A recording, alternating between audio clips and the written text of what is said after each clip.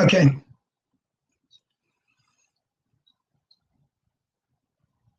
Hello, everybody. This is Greg Griffin, Pastor Greg Griffin. Good morning, good evening, good afternoon, wherever you may be at in the world.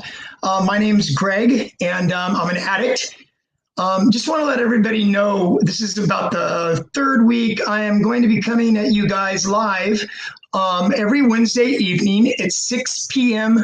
Pacific time. And I hope to give little talks about different facets of recovery.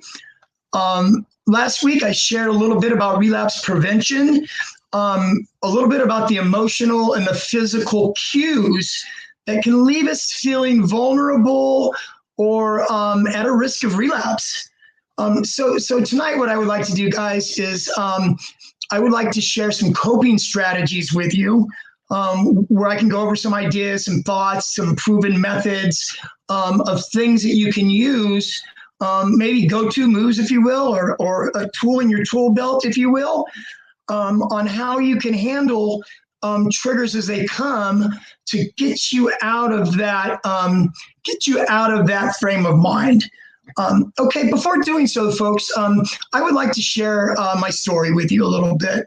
If you haven't heard my story, back in mid-February on the Magical Road to Recovery, my brother, David Griffin, and his lovely wife, Leslie, interviewed me. And I think it's an hour and 30 minutes, hour and 29 minutes, but it should be somewhere there on my brother's Facebook page. You can find it. So anyways, my name's Greg, and I'm an addict, as I said. I first started using drugs and alcohol. I first started using marijuana. So I wasn't even really considering myself using drugs and alcohol at the time I tried it. It was the summer between my junior year and my senior year in high school. And it just really, really put things off and running for me in my life. And, the misery that my drug addiction took my family and friends and people that care about me today in my life. Anyway, so I smoked some weed in the summer going into my senior year of high school. I was a track athlete and a wrestler. I started competing in sports at an early age. As our middle brother, my brother David, and my middle brother was maybe about almost 2 years older than me, 1 year and 10 months. And I wanted to beat his butt in anything I possibly could. So it really set the tone for me at an early age as far as training and the different sports. Actually, I followed in the sports that my brother did, wrestling and running. And anyway, so what happened I was having a conversation with my brother and David, and I was talking to him, and he was asking me some questions. And he asked me kind of what set that ball off as far as, the comparison or the thinking that the adrenaline or that euphoric feeling that I would get when I would run a personal best time, or I would win a wrestling tournament and I was on the top step there and having the medal and the little olive branch have you put on my head. Once I finished high school, that stuff was off the table for me. And so I think drugs started filling that void for myself. So it started with marijuana. After high school, then I started dabbling in other stuff. I mean, you're around some people that, have marijuana and pills and stuff like that. You open the door to a whole different subset of friends and to just new environments. So I started with doing a little bit of speed. I did a little bit of meth. I started a little bit of coke. Really, really liked it a lot. I liked the way that it made me feel. Too much, obviously, as the story goes on. And along with my drug use, there started becoming legal issues. So it started out, you get in trouble, you get put on probation for a year, then got into a little bit more trouble, and 6 months in the county jail and a year in the county jail. So anyways, the ante started going up as I got older and I started using more and more. I ended up going to Nevada in 1984, the state of Nevada, and I ended up over a weekend writing a series of checks that weren't my checkbook. It wasn't my checkbook. They weren't my checks, but I wrote a series of checks over a drunken 2-day weekend. There, 8 checks to be exact. And what ended up happening, what I did was I was a clever addict, or so I thought. I wrote a check because I couldn't cash me the cashier's cage. We'd already kind of burned that thing out. So the genius that I am, I wrote a check to check into a suite at Caesar's Palace for 4 nights, wrote the check, $200 a night, $800 for 4 nights. That evening, I'd go down at 3 a.m. I have an emergency in my family. Hopefully, I'm not like cluing people in how to be a better criminal, because that is not my intent. So we check out and I get the $600 cash back. So anyways, as it had it, of course, I was drinking, gambling, and before I know it, the gig was up. Security surrounded me, arrested me. I went to Minden County Jail right outside of Lake Tahoe. And I did not know the seriousness or how much trouble I was in at the time. So anyways, once all the smoke cleared and I had these 8 checks, I met with, the public defender and all that. And I had an arraignment of my court date and stuff. And the public defender said, well, Greg, he says, they're offering to see if you'll plead guilty to 1 check. The thing is in the state of Nevada, each check that I wrote over that weekend, each check carried 1 to 10 years in the state penitentiary in Nevada. I pleaded guilty to 1 check and they ended up getting 5 years in the penitentiary. And that is really kind of the beginning of my criminal life there. You go in today's world. I work right now. I work in the drug and alcohol field. I have for the last 21 years. I'll get into that a little bit in a minute.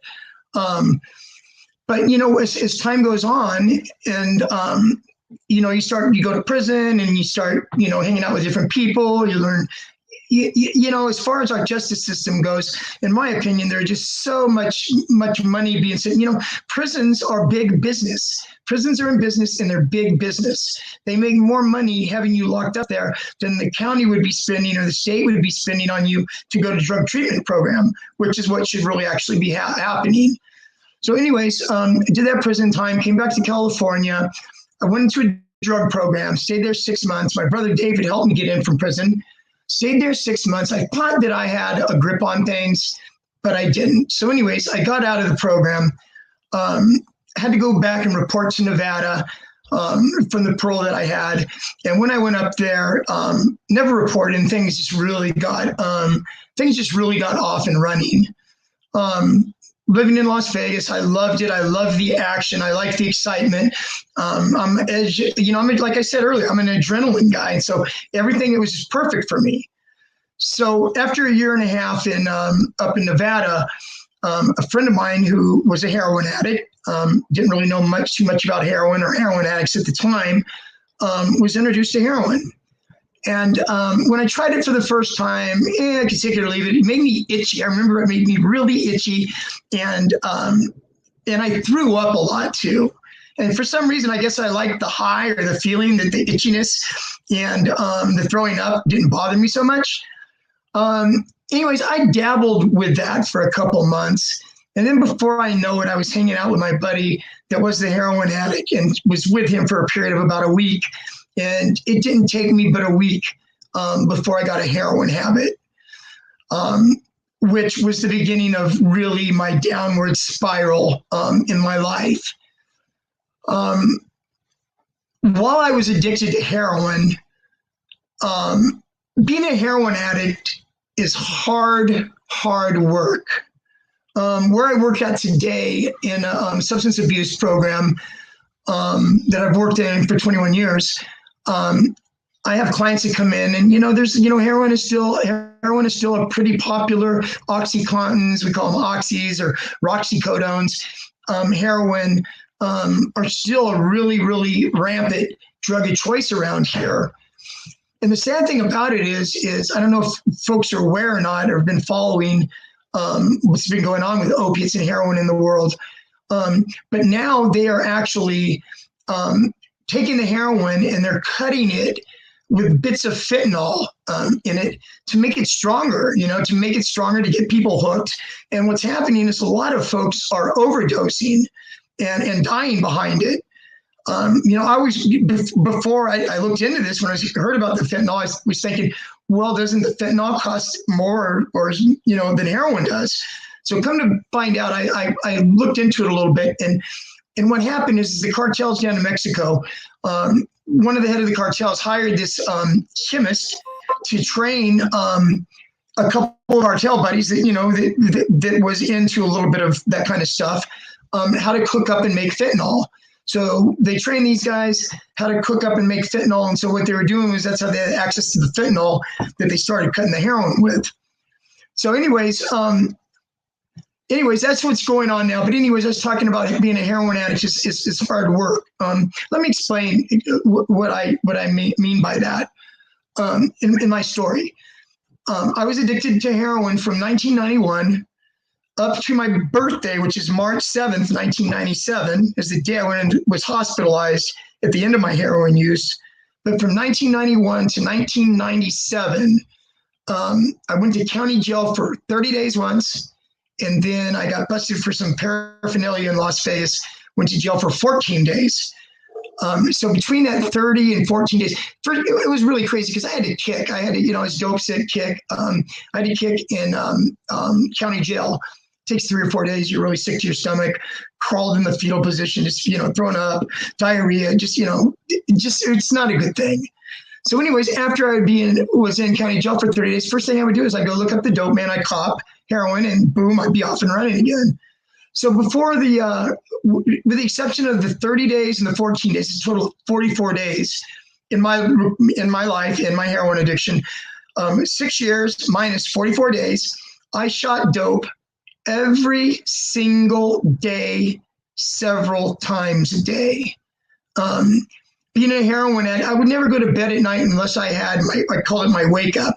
What it really was, I also call it getting well. Because when you wake up in the morning after sleeping in the night, you wake up dope sick. And the only thing that's going to get you better is some heroin. And so anyways, besides those 44 days, I shot dope every day, several times a day. Didn't take care of any health, obviously.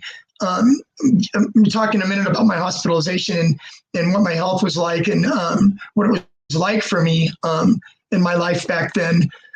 Anyway, so I tell the opiate addicts and heroin addicts that are currently in the program that I work in, I would tell them, if you could put in half of the amount of energy and focus on your recovery right now, 50%, you're going to make it. You go a long ways. Because being a heroin addict, it was just, as I said, every day, several times a day. So it was really, really hard. You really, really had to work hard at being a junkie, as funny as that might sound. So anyways, I went into the hospital in 1997. I want to give you guys a little bit of a backstory tonight. Told my story a couple months ago. I told you, already directed you to where it could go, but I was just talking to my brother earlier. And, this might be your very, very first time meeting me, my very first time meeting you. Hope this becomes a relationship to where you can tune in every Wednesday night, 6 p.m. Pacific time. And hopefully I can give you a little bit of hope. I told my brother David and his lovely wife, Leslie, last Thanksgiving, they were over our house. My mom passed away almost a year ago, a couple more days, it'll be a year ago.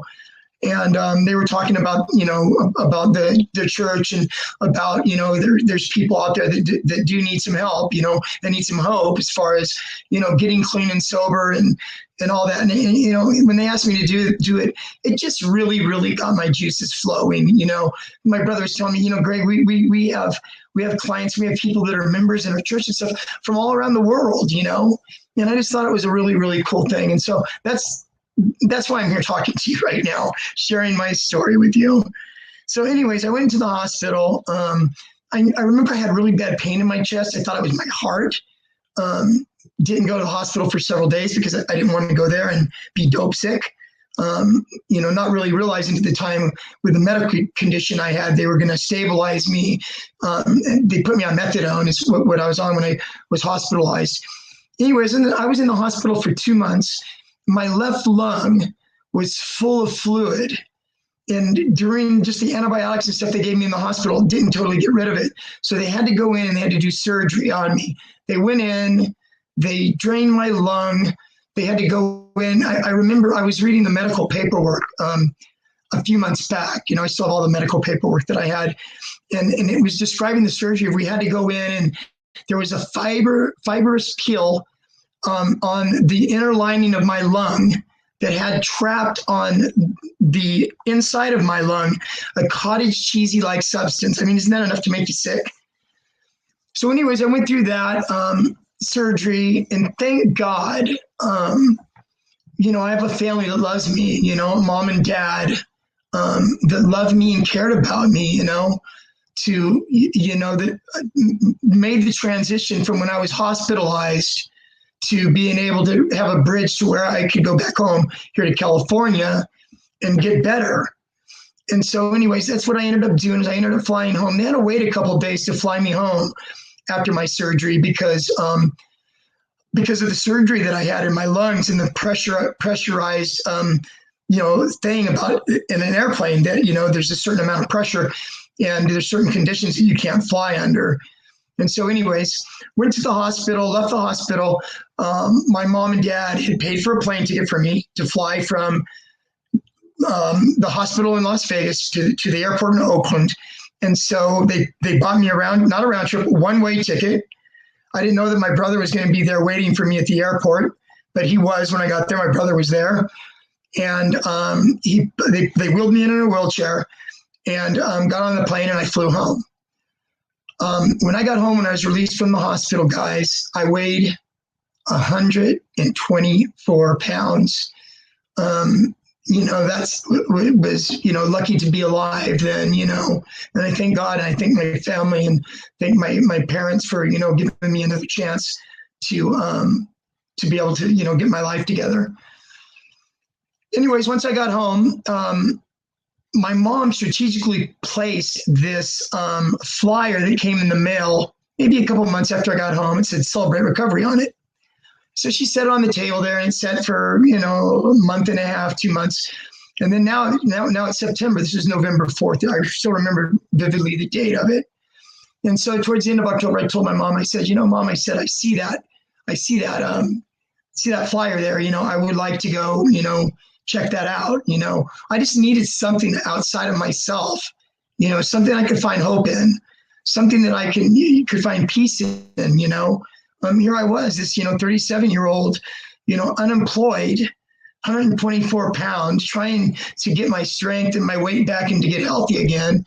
And all this time that I'm back home, I'm thinking I'm coming back home to get my strength back, get back on my feet so I can go back up to Las Vegas again and hang out, start shooting dope again. Can you imagine that? 124 pounds. So anyways, thank God that, my mom put that there and that she came with me originally to go to Celebrate Recovery.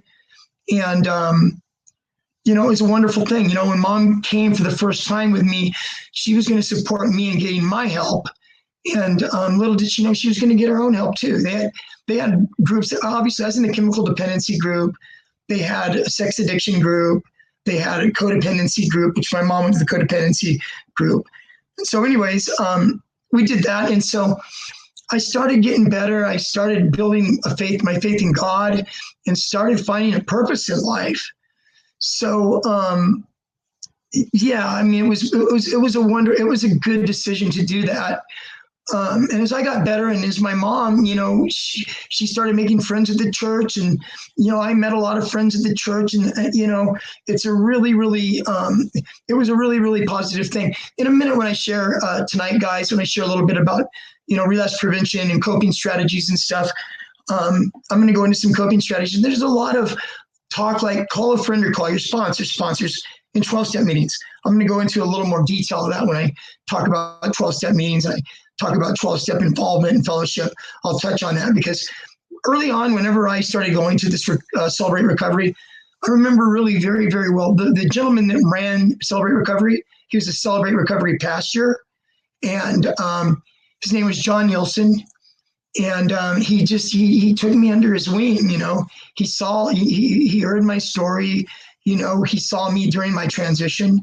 I was far from well when I started going. I mean, heck, I'd only been home 5 months when I started going. And so anyways, thank God that he put him in my life. And he told me early on, he shared with me, he says, you know what, Greg, he says, it's really not that difficult, Greg. He says, you need to change playgrounds and playmates. And, that really resonated with me. I need to change playgrounds and playmates, it made sense. No more hanging out, guys, with the old friends. It's going to pull you down, right? Any of the old friends that you have in your phone still, you need to delete them, get rid of them. They're not going to do anything but bring you down. So anyways, it was a great message for me. And so after I was home, a year and a half, 2 years, and I wasn't going to go back to Las Vegas and start shooting dope again. Go figure that, right? I had to decide what I wanted to do with my life, what I wanted to do for a living. I was only 38, 39 years old at this time. So thank God, once again, mom and dad, helped me out, paid my way to school so I can get a career. And in 2000, I was certified as a drug and alcohol counselor. Started an internship in 1999 at the program that I currently work in. I've now worked there for 21 years. So God's been good to me in that respect. Okay, guys. So that's a little bit about my story. Well, but before I end my story for tonight, I just want to share because this has really, really, really been on my heart a lot lately. In 9 more days, my mom, who I've just talked to you about going to celebrate recovery with, and we shared a lot through that program, and it opened her eyes, to codependency and stuff, and it really opened my eyes too, to a lot of things, and 9 days. She died May 29th of last year. And now my dad, my father, he's, we didn't know if he would make it a year, and here at 9 more days, it'll be a year that he's made it. My mom and dad celebrated. My mom and dad's wedding anniversary is May 10th. And before my mom died, 19 days before my mom died last year, my mom and dad, she was in the hospital, but my dad was there. They got to celebrate their 65th wedding anniversary then, with each other. So that was nice. But anyways, my mom was really sick, and her 1 year anniversary of passing away is coming up. And I just really, really remember my mom's last month on Earth here. She got rushed to the hospital in an ambulance. This was probably 3 weeks, a couple weeks before, maybe 3 weeks before she passed, early May. Me and my sister had to call an ambulance, and they came and picked her up at home and brought her to the hospital. And while she was in the ambulance, she had a heart attack. And when she was being wheeled into emergency, my sister was in the ambulance with my mom. And she had 2 more heart attacks. And the doctor told my sister at that point in time, he said, if there's family or friends, you need to notify him now, because, mom was on her way out. Come to find out, my mom was a battler. She battled through a lot of stuff her last year in life. But anyway, she came back through and came back to about 2 days after these heart attacks. And I got to tell mom then at that point in time, I said, Mom, I said, I got to really experience what it felt like to lose you, because we thought that we had lost you. And I told her, I said, from this day forward, Mom, you are now my bonus mom. And so what that meant to me was I got to love on her. I got to love on her hard. I remember her last, since that happened 2 or 3 weeks before she died, my mom loved massage. And, I'm not a massage therapist by trade or anything, but I give a pretty mean massage. You could ask my sister that, she would say yes. But I was at the hospital every night, and I'd give my mom a shoulder and neck massage and upper back massage, And one night I missed my little girl, my not so little girl anymore, Lindsay. She graduated, I don't know, maybe a week or two before my mom passed. And so I didn't end up going to the hospital that night. And my sister was sure to remind me that next morning, Mom was wondering where you're at, because she wanted her massage. And so it was touching. Anyways, guys, that's my little bit of my story. Okay, so now I want to go into, let me see here. Now I want to go into relapse prevention. We're talking about relapse prevention. Last week I shared some triggers and stuff with you about what a trigger is and coping strategies. Let me give you a definition of a couple definitions of a relapse. A relapse is the act or instance of backsliding, worsening, or subsiding, or a reoccurrence of symptoms of a disease after a period of improvement. So basically, guys, it's like cancer, drug and alcohol use, we have found through time and studies and stuff, is a brain disease. So it's not unlike asthma. It's not unlike cancer. It's not unlike diabetes. It is a relapsable disease. So sometimes, does everybody relapse? No. Matter of fact, statistically, between 50 and 60 people, 60% of folks that get into recovery, decide they don't want to use drugs and alcohol anymore, and go down that path of not using it again, 50 to 60 people experience relapse. Just a little statistic for you. Okay, so of relapse triggers, there's both emotional and physical triggers. So for emotional, let me just use this acronym for you. It's easy. If any of you know anything about recovery or AA, you'll recognize it's called HALT, HALT. It stands for don't ever get too hungry, don't ever get too angry, don't ever get too lonely, and don't ever get too tired. Okay, so I'm going to take each of those, just quick, brief thing about it. Don't get too hungry. So what does that mean? What that means is that when we're in our addiction, obviously, most of us, like 90% of us, I would venture to say, don't give a crap about our nutrition or about eating even. Go figure, right? How do you think I got down to 124 pounds? There wasn't much eating going on here.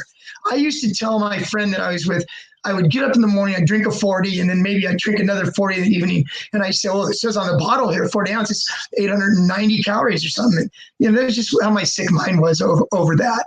So anyways, what it's basically saying is we need to start paying attention to nutrition while we're in recovery. Don't ever get too angry. Now, this one right here, anger, is probably the most biggest trigger and reason for relapse.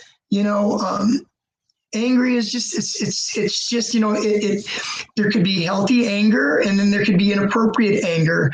And what that is, healthy anger, is learning how to walk through it and work with that. They come in various forms. You could either see a therapist, one-on-one therapist life, and be able to process some of that stuff. There is also, what I do is I refer, there's a lot of, there are a lot of websites and stuff, practice deep breathing techniques, learning stress reduction, learn how to be able to self-calm yourself when you're in a situation like that. Don't ever get too lonely. Loneliness is a really big thing in recovery. And let me tell you why. In early recovery, basically, like I said, my spiritual sponsor, John, told me, Greg, you got to change playgrounds and playmates. That really, really resonated with me. So what did that mean? All the using friends that I used to have, that I used to use with and hang out with, they're no more. At least they should be no more. So now you've broken off those relationships with those folks. So anyways, and then on the other side of that coin, you have your friends that you had before you started using drugs and alcohol. And you have family too that you had during the time you were using and not during the time that you're using. And so you think you're going to go back to your friends before your addiction, but only to come and find out that they're not ready to take you back right now. Just because I decided to get clean and sober doesn't mean the world is going to change and adapt to my needs. I hurt a lot of people in my addiction. I really hurt my mom and my dad while I was in my addiction. And I just thank God right now that I was able to make peace with my mom and love on my mom really hard before she passed. And if I haven't mentioned it, my dad's on hospice right now. And me and my sister both care for my dad. And, I tell my supervisor at work, she always asks me, how's dad doing? And I'm just loving him up. I'm just going to love on my dad. My dad was not a very emotional guy. Maybe anger was his emotion, or being through or tired with things. His mode of babysitting us when we were little kids, especially me, I remember very well. Mom would leave. Dad would be in there. As soon as I made a peep or do anything, to your room. And so I used to have to go to my room. That was my dad's way of dealing with us. But anyways, he wasn't a really emotional guy. And so, he's softening up a little bit now, but I make sure every night, and sometimes I don't get a response from him, but every single night before he goes to bed, I like to call it tucking him in bed, even though I don't literally tuck my dad in bed. But I always say, I love you, Dad. Is there anything I can do for you? I love you. And this, and I told my supervisor and my sister too. Like I said, me and my sister care. from my dad, and, guys, love on your parents, love on your family. We get this COVID-19 thing going around, and it's not discriminating. We don't know how long we're going to be around, folks. We just don't. So love on your friends. Okay, let me get back to relapse prevention. So I was on lonely. Now let me go to the very last one. Don't get too tired. We no longer have any. I remember when I first got clean as an opiate addict, there was so many restless nights, so many nights that I got very, very little sleep. You try to take hot baths. You try to listen to music, soft music. We can no longer take the chemical sleep aids that we used to take. No more drinking ourselves to sleep. Passing out. There's no more nodding myself to sleep with opiates. There's no more taking Xanax or Valium because those are off the table now that you're in recovery. But if I could suggest, guys, something, we have melatonin, natural homeopathic medication. We have valerian. We have chamomile tea. So there's lots of stuff, guys. Go in there and Google the sleep, that you need to sleep. But can you take this natural? Google is your friend. Google is wonderful. So anyways, that's what I would suggest as far as that goes. As far as a trigger of not being able to go to sleep, to be able to, find some relief in that and just, check it out. Now I want to go to some physical triggers that we experience. And you know what, guys? It's really crazy because I'm going to share a little bit as I'm going through these physical triggers, a little bit about my own personal experience and how, maybe just a blurb here or there about what it was like for me, if it's helpful that way.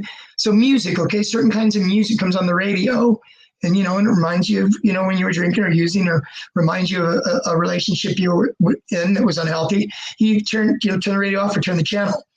Also, guys, there's the smells. I remember when I first came home, just smells. Like, you sometimes you'll go someplace and you'll smell baking something that reminds you of grandma's baking when you were a kid. So anyway, smells. I live in the San Francisco Bay Area. And so we have a thing called BART, Bay Area Rapid Transit. And I go to Oakland. I'm a sports fan. So I go to Oakland A's games, Oakland Raiders games now, Las Vegas Raiders now, San Francisco Giants games. And we have a thing called BART.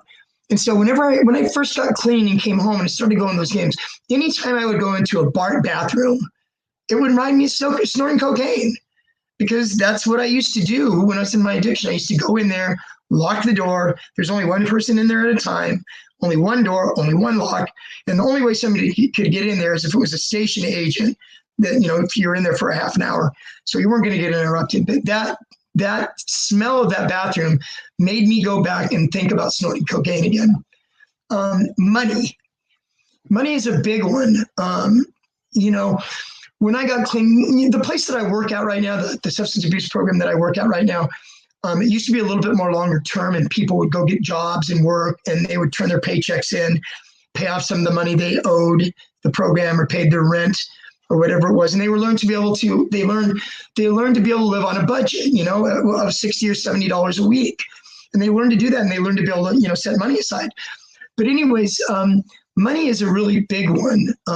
Having a paycheck that's $900 and cashing out $900 cash in your pocket is a huge trigger, guys. So what I did early on is I relinquished my control of my paychecks over to my father. Maybe you have to maybe you have to relinquish it to your wife or your brother, whoever you have in your life that you trust with your money.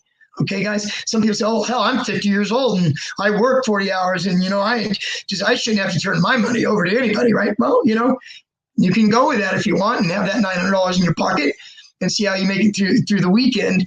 So, anyways, where I'm going with this is it's real. First of all, as far as recovery goes, and as an aspect of recovery and a trait that I would love to give somebody in recovery would be the trait of being humble, okay? To be teachable, to humility. If you saw any of my talks in this, humility is not thinking less of yourself. Humility is thinking of yourself less often. So yeah, guys, sometimes, suck it up and be humble. It's okay to be humble. People like humble. Some people like humble. Some people feed off of somebody that's humble. But being humble is a good place to be, guys, in early recovery. You know, obviously, you know, our way didn't work, guys. Our way didn't work. Let's be open and try something different. Okay, then how about this? Go into the grocery store, especially for us alcoholics out there, right? You know, Jesus Christ, when you go there and they have this section that's usually off in the corner, and they usually have the big things, big bottles of, you know, tequila and all the top shelf liquor they have stacked up, right? So nowadays they have in the front of the liquor store in cases and stuff so people don't rip it off. But anyways, it's like, how do you think that feels to an alcoholic? How do you think it would feel? Crack cocaine on aisle 3, you know, methamphetamine, aisle 5. You know, every time that an alcoholic goes to the grocery store, especially new in recovery, it can be a tough thing. So what do? You know, bring a friend. You know, bring somebody, bring a sponsor, bring a friend that's supportive of your recovery. You know, talk about those feelings after they come up and process those feelings after they come up. Okay, exits on a freeway. Exits on a freeway. So what does that mean? Okay, you're driving down the road. You're driving down the road. There's an exit on a freeway that you're used to getting off on, that the connection lives a few blocks away, where you have to go cop. So anyways, you're driving down the freeway, and this exit has this gravitational pull towards you, to where, you know, should I, shouldn't I, should I, shouldn't I? What do? One, you can take a different route home, even if it's 5 or 10 miles further. You can do that. If it's really, really a strong urge, call a friend or call your sponsor 5 minutes before you get to that freeway exit, and talk your way through it. One last physical trigger is, and this was really a trip, because I experienced this. And when I experienced it, I experienced almost 3 years into my recovery. And God, I was surprised how strong of a pull it was on my heart and my mind. And in 1999, I told you I just went to school and stuff and get certified for my drug and alcohol, you know, certification. And I had to go up. It was a Saturday morning at 8 a.m. So what I did is I drove to Sacramento. It's about a 2-hour drive from where I live, and got a motel room for the night, so I get a good night's sleep, wake up, be able to go get a jog in the morning, be clear-headed to get my coffee, bam, go over to take my test. Checking into the motel room, guys, getting my key at the front desk. I started feeling it then. And then when I got to that room and I opened the door to that motel room and I walked in, it brought it all back for me. First time in a motel for me since I was shooting heroin. So as soon as I walked in the room, it reminded me of closing the curtains, pulling out the spoon, putting the dope on the spoon, putting water on it, cooking it, pulling it up and slamming it. And I had to walk through that, you know, You know, my supervisor that I worked with, we both studied and took the test together. So she had her own room though. And so after we checked in and stuff, when we went out and had dinner, I told her what's going on for me, and that it was really, really strong. I mean, I didn't feel like I was in danger of going and looking for drugs and getting drugs and doing that, but it was just really that strong pull that it had on me, guys. So these are real. These physical and emotional triggers are real. So now what do we do with them? Okay, let me go over some coping strategies. So what we do, I do an exercise in one of the relapse prevention groups that I do, where I work, where I give these index cards where on one side I have people write their triggers, and on the other side I have them write their coping strategies. And then after they do that, I have them do it in color. Then I take those little index cards and I take them home, all 25 of them, how many people are in my group, right? And I laminate them. I trim them, I make them look nice and pretty. That's why I tell the clients when they're doing it, I give them colored pencils, colored pens, tell them to make them look pretty. You know, put this in, put some thought into this, because this could be a really, really good tool for you. It's something I used early on in recovery. Use pictures of my little girl. My little girl was born my not so little girl now, was born in 2001. She's 18. She just graduated last year. I think I shared that with you. And, keep these with you. Keep them in your pocket. It's funny. I'll run into somebody a year ago that was in treatment a year and a half ago, and they say, Greg, I saw that little card. It touches my heart, So anyways, coping strategies. Okay, call a friend or call a sponsor. You feel like using call a friend or call a sponsor. You're going to hear sponsor, and you're going to hear 12 steps, 12-step go to a meeting. You're going to hear this throughout these coping strategies. It's a common theme. And then I'm going to break it down a little bit and tell you why it's a common theme, okay? Go to a meeting is another one. Go to an AA or NA meeting. You're feeling triggered that day. Go to a meeting, talk about it, raise your hand, talk about it. Having a hard day, feeling triggered, take a walk, take a hike, take a hike. We have really, really beautiful trails here up here in Northern California. Take a hike, take a dog for a walk, take the cat for a walk. Try that one, right? Take the cat for the walk. I have to chase our cat. We had a cat that was a wild cat that my sister brought back from way up in Northern California, who was really, really a wild cat. Anyways, take a walk, walk the dog, get out, breathe in some fresh air. Very good. Go to the gym. Exercise. First of all, exercise is just, it's fantastic. It's a fantastic thing if you can gravitate towards it in recovery, because it's such a stress reducer. It's such a, I do my best thinking. I do my best thinking on either a run or on the treadmill or the elliptical at the gym. It's just as a way for me to clear my head, for me to think, try to work things out in my mind, any decisions I have to make. Go to the gym. Can't stress after the COVID-19 stuff's over with, by the way. That's the last damn thing I'm going to do in COVID-19 is go to a damn gym. I'm surprised they're even thinking about opening these gyms up with this. I don't want to get political now, so I'm going to pass on that. Normal circumstances, go to the gym. Can't do it enough. A little story about something that happened to me in early recovery. And this goes back to John Nielsen, my spiritual sponsor that I met in Celebrate Recovery.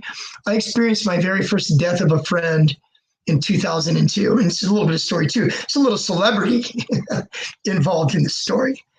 My dear friend, Frank Ward, died of a heart attack at 46 years old when I was working at the program that I'm currently working at now. And out of the blue. And I went to the movies with my dear mom that day. That was, 2002. We went and saw a boxing movie. Go figure when I go in the story here. Frank Ward was Andre Ward's father. Andre Ward was the gold medalist in the Athens Olympics in 2004 and undefeated middleweight, super middleweight, and light heavyweight champion of the world. Frank was his dad. And Andre was 18 years old at the time that happened. And Frank's goal for Andre was to always go to the Olympics. He said, son, the trainer wanted Andre to go pro because Andre had an undefeated amateur career, several years in a row, Golden Gloves champion. And so Frank would tell his son, I want you to go to the Olympic Games, win a gold medal. You can call your own shot and pave your own path. So anyways, Frank died. Andre's 18 years old. Andre stopped fighting. Andre backed off his faith of God. Andre started drinking. Andre started hanging out with the wrong crowd. So this happens for a few months. Another athlete's named Napoleon Kaufman. He used to be a running back for the Oakland Raiders. He left pro football to become a pastor. He's a pastor here in the Bay Area. Napoleon Kaufman, Pastor Kaufman, got a hold of Andre, set Andre down and talked to Andre. And he said, son, I'm just worried that if you don't play this out and you don't give it your all to see if you can recognize the dreams that you shared with your father before your father died, I don't know if you'd ever be able to handle that if you don't do it. Storyline is Andre started training again. Andre made the Olympic team and Andre won a gold medal and so on and so forth. Frank's death, I get called that afternoon that Frank died. My friend Frank died 46 years old. Of course, that's a shocking thing at that age. I didn't know what to do, guys. I didn't know. This was the first death I experienced clean and sober.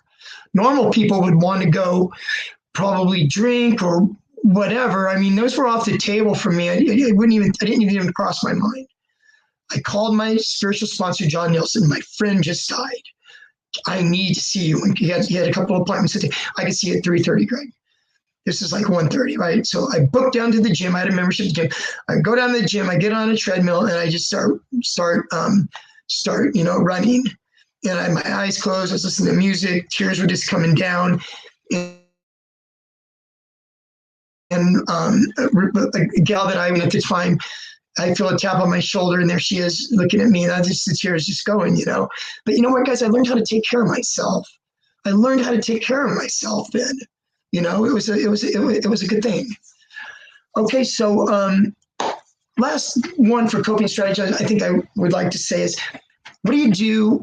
What do you do for like weddings, birthday parties, different events that happen when you're in recovery, right?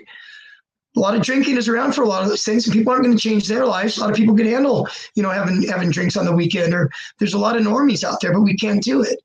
You know, going into it, you know, take a friend or take your sponsor, number one. If you feel shaky, you know, bring support with you there. You know, it's actually admirable nowadays to have people, having somebody that, you know, drinking a Perrier or a bottle of Crystal Geyser or a Diet Coke or whatever to get through that event, to be able to make you feel comfortable, makes you feel more comfortable. Or, you know, have a plan that you can leave. You know, give yourself permission to leave, guys. If you feel a tug and you feel uncomfortable about something, this is your life. You've worked hard on your recovery. You know, you've looked at these things. You looked at relapse prevention. You've went through a treatment program, or you live, you know, a really strong 12-step program. You're a sponsee, or you're sponsoring people now, whatever the case may be. You know, it's okay to give yourself permission to leave if you feel uncomfortable. Okay, guys. So also, I just want to also share with you the as far, you know, we talked about anger, and we talked about different feelings, and we've talked about stress. You know, these things are products of life. You know, we all got cell phones. We live in a very fast communication world where people can get a hold of us. We're pulled this way, we're pulled that way. You know, as far as exercising and stuff, because there's also Google is your friend. You know, there is a couple places that I know of that mindful.org. There's a couple different places, you know, Google mindfulness, breathing techniques, different places. They're free, guys. Go in there and learn, you know, breathing techniques. I went to mindful.org today, and right when you go in there, they have a little button. It's a 5-minute relaxation meditation button, and you sit down, get yourself grounded, relax, and hit the button, and it will walk you through 5 minutes of, you know, just stress reduction, meditation. You know, it's really good. Okay, I told you. Wrapping up the end of the night, I want to talk a little bit about 12-step meetings and about sponsors and what that means, and why do I mention it so much. Like I told you, my spiritual sponsor says, Craig, you got to change playgrounds and playmates. You know what, guys and gals, that's easier said than done. You know, making a whole new support network. And when the 12-step programs of NA and AA are a lifestyle. The steps it's a lifestyle program. It is a replacement of friends and acquaintances, or wherever a relationship brings you. You know, you go to a meeting. You know what I recommend first for anybody that's new in recovery, that's just finishing treatment, or hasn't been to treatment, or wants to stop using, and doesn't have to go to treatment to stop using, but could stop using with the fellowship of AA and NA. If I could give you one trait, one quality, if I could give you one tool, one resource for your recovery tool belt, I would give you the gift of AA and NA. Why is that? You meet people, you start community building, guys. You get a sponsor. How do you get a sponsor? You go to a meeting, you raise your hand, say, I'm brand new. I'm new at this, and I need a sponsor.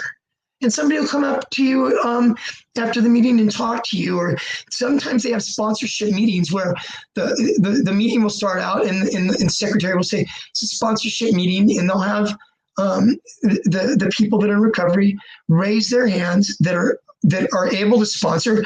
Men for men, women for women will raise their hands on who they get sponsored, and you go up and you talk to them afterward. Why is it important?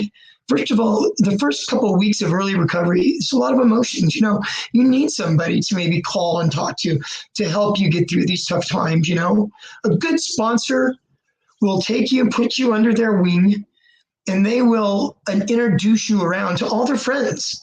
Look for somebody that's got a couple, 2, 3, 4, 5 years of recovery under the belt. Somebody that's currently working the steps themselves that can explain the steps to you.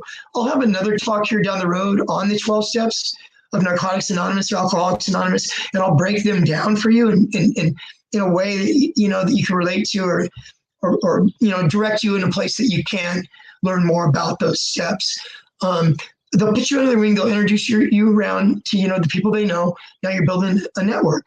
What I really recommend is the beauty about NA and AA is after a meeting, there's lots of stuff that happens outside of the meeting. There's lots of stuff that happens outside of actually working the 12 steps. Fellowship is wonderful for them where you're making these new connections. You go out for dessert after AA is 1 hour, NA is an hour and a half. Go to an NA meeting, starts at 7:30, you're done by 9. People go out and have dessert around the corner at the coffee shop afterwards. You sit at a table with these guys. You see this one guy over here. This one guy has been, he owns his own glass company. This guy over here works at Starbucks. This person over here is a lawyer. Addiction does not discriminate, guys and gals. It doesn't discriminate. We come from all walks of life. And you sit there and you ask the guy, you ask the guy that works at Starbucks that's got 7 years clean, what was it like your first couple of weeks in recovery? How was it? How did you sleep? How did you work? What did you do on your step 4? Do you remember how to kind of give me some suggestions about doing step 4?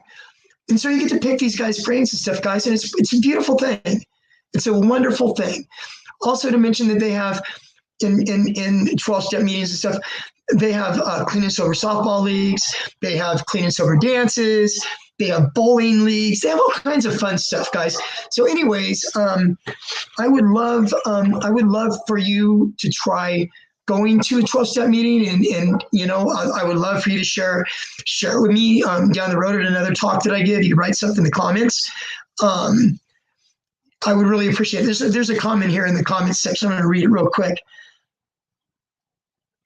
This is wonderful. I love that. I really, really appreciate that. It's sent by unknown, but I really, really appreciate that comment. Okay, guys. I guess I will end tonight's meeting now. Thank you so much. If you stayed and you've listened to this, if you've listened to my talk tonight at all, I really, really, truly, I really hope that it was helpful for you. Like I said, I will be here Wednesday, 6 p.m. Pacific time, guys, every week. Okay. I would love to see you come back, and take care until next week, guys. God bless.